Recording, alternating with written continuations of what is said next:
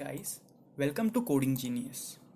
So, today we will be printing a pattern of pyramid of stars.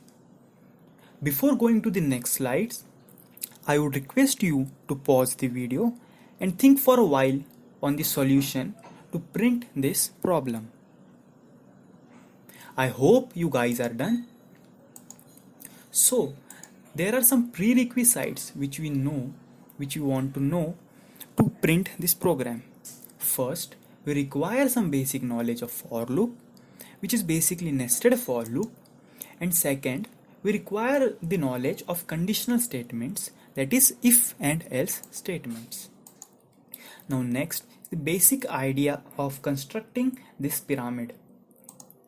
First, the pattern should be converted in particular rows and columns. It should be divided into particular rows and columns, and then we should think on printing the stars in particular cell by finding the relation between rows and columns.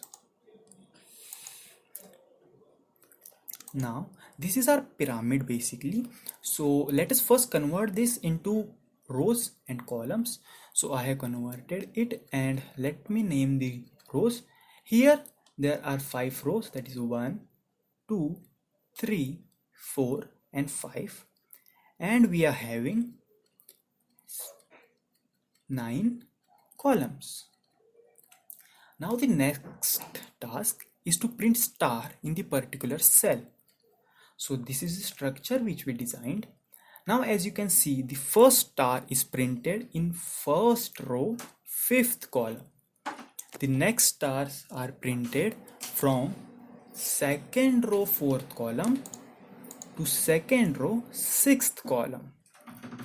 Next set of stars are printed from third row, 3rd column to third row, 7th column, and in 5th row we are having 5th row, 1st column, and 5th row, 9th column. So there is the whole of set printing with stars.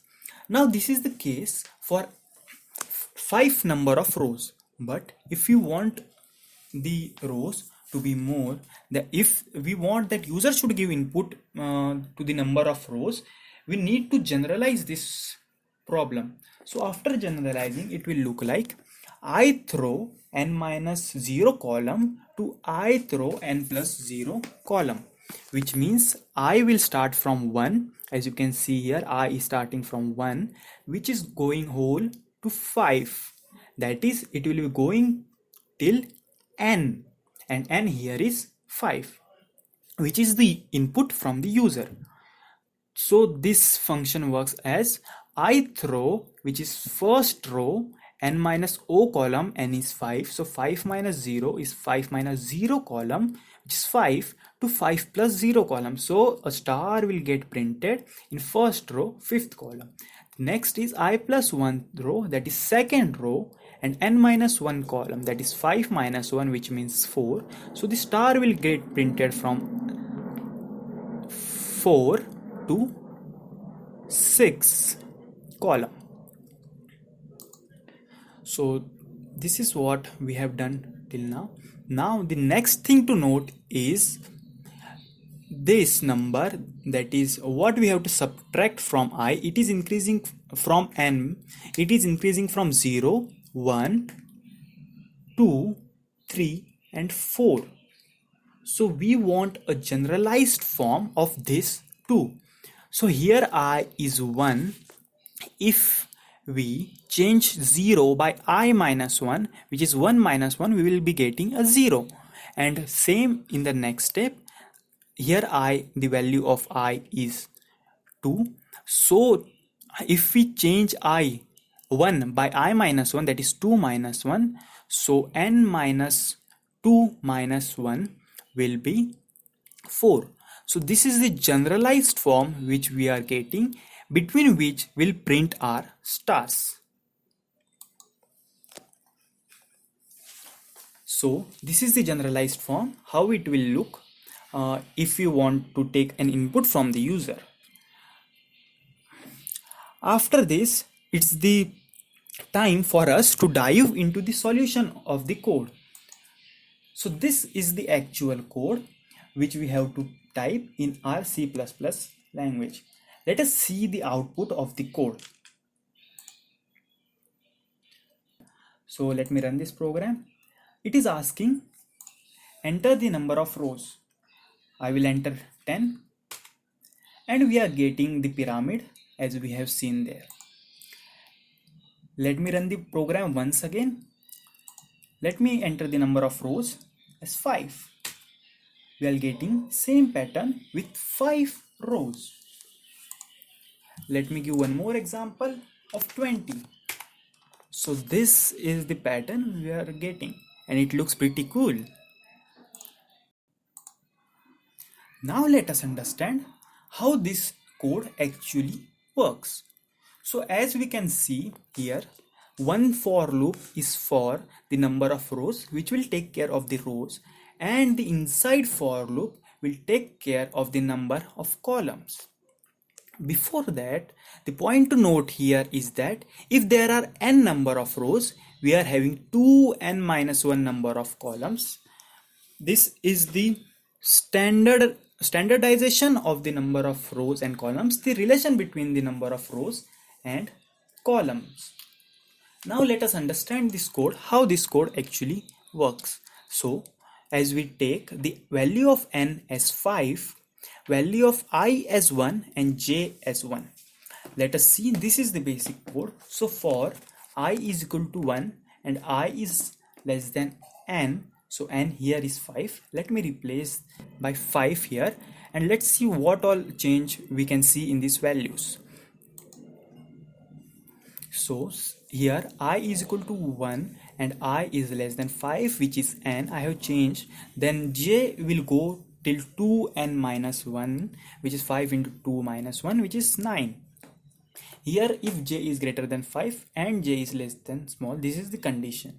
Now let's see how this code will work. For int I is equal to 1, as 1 is less than 5, our cursor will move inside and we'll check this condition. The value of j is 1, which is less than n. It will go again inside and check this if condition. If j is greater than equal to 5 but the value of j is 1, so we will come to the else statement and we will see out a space. As you can see here, this symbol represents a space in my code. Now after this we will increment the value of j and the value of j will now become 2. As the condition is not satisfied, we will land up on the else condition and we will again see out a space which is represented by $. We will again increment the value of j. The value of j becomes 3 and a space is printed. Again the value of j becomes 4 and we see out again a space which is represented by $ symbol here. Now we increment the value of j and the value of j now becomes 5. As the value of j now becomes 5, our if condition is satisfied, we can come inside the if loop and we see out a star and we get a star here. Then next the j will run till j is less than equal to 9 and this won't satisfy this condition and we will simply see out the space in the next remaining cells. Now the value we will land up at this statement and it will see out an ENDL, which means it will go to the next line and then we will increment the value of I. Now the value of I becomes 2 and we will land up in the second row, first column, as the value of j is again 1. At this time, as the value of I is incremented, these values will change, which are n minus I minus 1, which means 5 minus 2 minus 1, which is 4, and n plus I minus 1, which is 6. So if we are getting the values of j between 4 and 6, we will get the stars at this place. Now see, we incremented the value of j till 4 and at 4th place we are getting a star. We are getting a star which is printed in that particular cell. Now we increment the value of j again. J becomes 5 and 5 is between 4 and 6. So we again print a star in the second row, fifth column. Then j becomes 6, and similarly it carries on. Now this is the pyramid we will be getting after ending the all both the for loops.